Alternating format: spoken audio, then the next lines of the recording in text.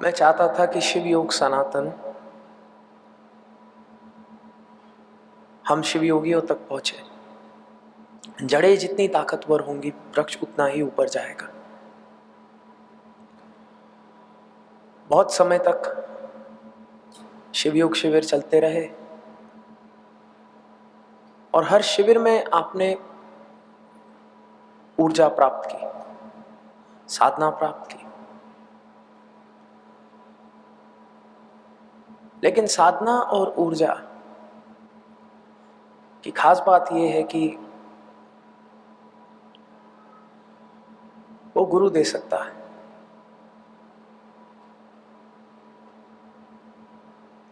अगर आपको बढ़ना है, फैलना है,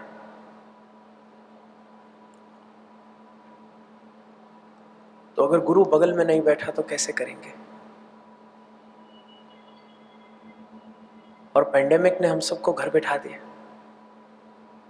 हाँ जी ना जी। और जब लॉकडाउन हो गया, हम सब बैठे हैं, तो फिर हम बढ़े कैसे? हम साधना को आगे कैसे बढ़ाएं?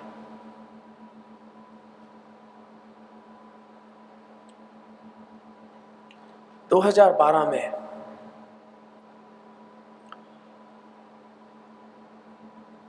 बाबा जी ने हमको दुर्गा सप्तशती दी। याद है आपको? और सप्तशती की खास बात यह है कि वो सरल है। आप सब लोगों ने इतनी मेहनत की, आप सब लोगों ने सप्तशती साधना को सही स्थान तक पहुंचाया और बहुत लोगों का जीवन बदला सप्तशती साधना से। हाँ जी ना जी। और आप सप्तशती को गांव गांव ले जा सके।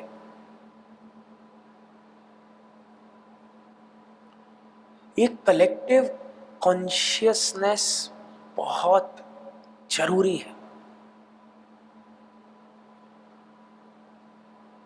क्योंकि कलेक्टिव कॉन्शियसनेस से दिव्य बदलाव उत्पन्न होता है। हमारा देश बहुत अच्छा देश है,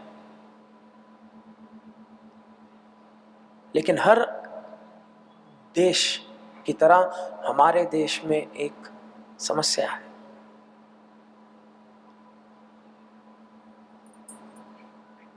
और वो समस्या है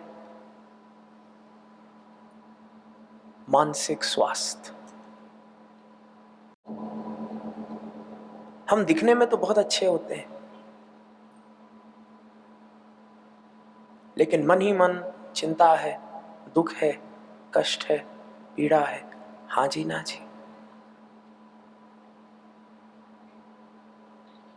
किसी व्यक्ति ने मुझसे पूछा कि अगर आप सनातन में आगे बढ़ना चाहते हो तो सबसे कीमती विचार क्या है जिसके बिना आप शिव योग में, सनातन में आगे बढ़ ही नहीं सकते?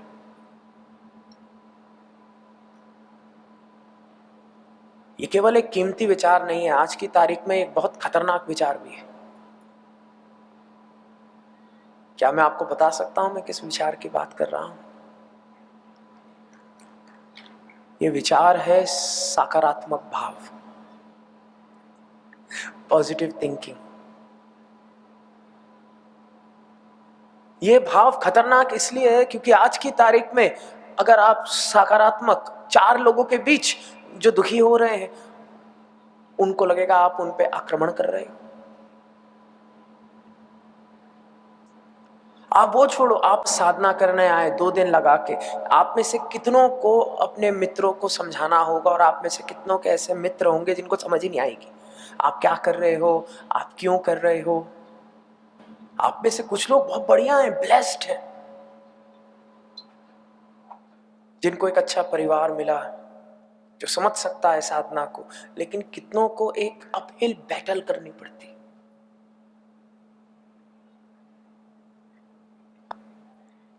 अगर सनातन में आगे बढ़ना है, अगर हमें एक बदलाव लाना है, चाहे देश में भी चाहे दुनिया में भी।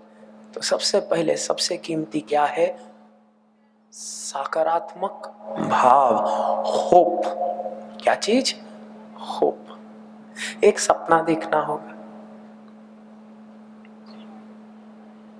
अगर एक नौजवान को बॉडी भी बनानी है, पहले सपना देखना होगा कि मैं ऐसा दिख सकता हूं।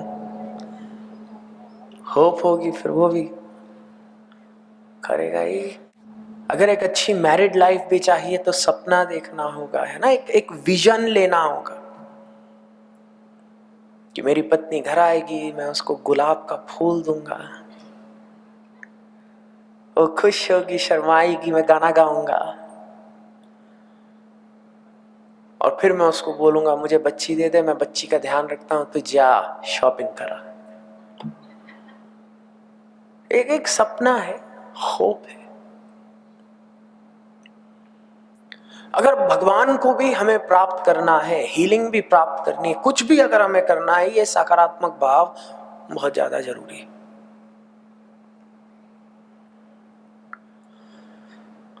हमें एक सृष्टि चक्र सिद्ध करना होगा, और सृष्टि चक्र का मतलब होता है फ्रॉम थॉट टू मैटर।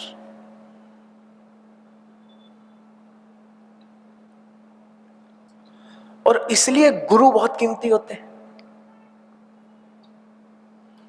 मेरे गुरु हैं डॉक्टर अवधूत शिवानंद। और गुरु क्यों कीमती होते हैं? क्योंकि गुरु आपको होप देते हैं। क्या देते हैं? होप, सकारात्मक भाव। तो किसी व्यक्ति ने पूछा शिविर शिविर में क्या मिलता है आपको? क्या बहुत बहुत जरूरी चीज क्या? होप मिलती है, होप। होपलेस हो गए थे, साधना छूट गई। होपलेस हो गए थे, अच्छे काम छूट गए। फिर अच्छे काम छूटते हैं, फिर बुरे काम शुरू होते हैं। और फिर हम शिविर आते हैं, और शिविर में क्या होता है? बाबा जी बहुत सारी होप देते हैं एकदम कि मैं भी शिवयोगी हूं, मैं भी साक्षात्कार प्राप्त कर सकता हूं, मैं भी साधना में आगे जाऊंगा। और जब हमारे पास होप आती है, हम मेहनत करते हैं। फिर क्या करते हैं? मेहनत। हम भी मेहनत करते हैं, हम भी सुबह उठते हैं, हम भी साधना करते हैं, हम भी अच्छा अच्छा काम करते हैं। तो किसी व्यक्ति ने मुझसे पूछा भैया दीक्षा का मतलब क्या है? दीक्षा क्या बाबा जी ट्रांसफर क्या कर रहा है हमारे अंदर? कौन सी एनर्जी है? पक्का गुज्जुबा ही रहा होगा। मेरे को समझाओ, क्वांटिटेटिव वैल्यू समझाओ, क्या है? कितना % हाइड्रोजन है, कितना कैल्शियम है, क्या ट्रांसफर हो क्या रहा है? और मैंने कहा बाबा जी आपको होप ट्रांसफर करते हैं। क्या ट्रांसफर करते हैं? होप, एक सकारात्मक भाव।